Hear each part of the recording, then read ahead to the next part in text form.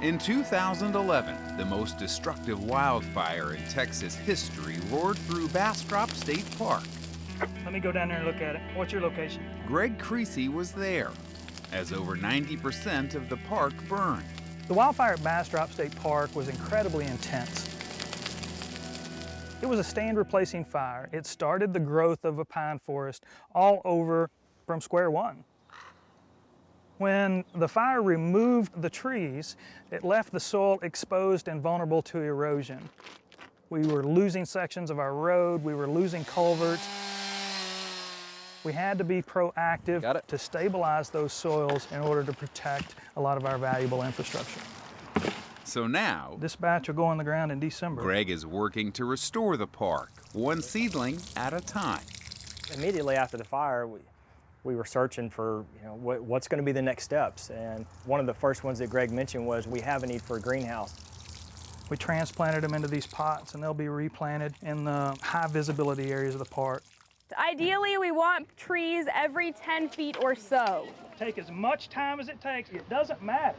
If you get it in the ground right, that's what matters. There we go. We are planting pine seedlings in the heavily burned areas that do not have natural pine regeneration. I love tree planting.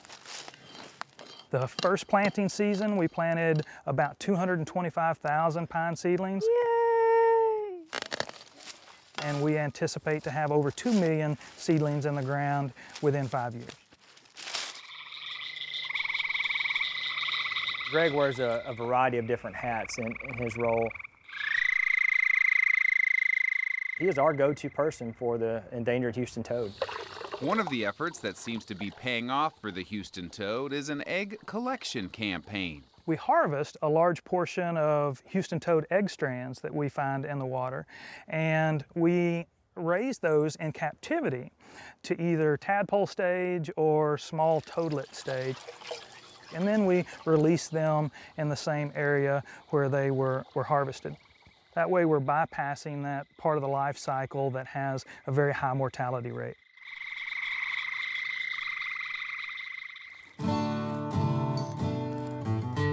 Over the next few decades, when people come and drive through this area and see the forest is recovering, seedlings look nice and healthy.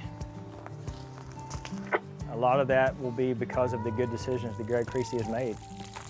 He is an absolute steward for this ecosystem and for Parks and Wildlife.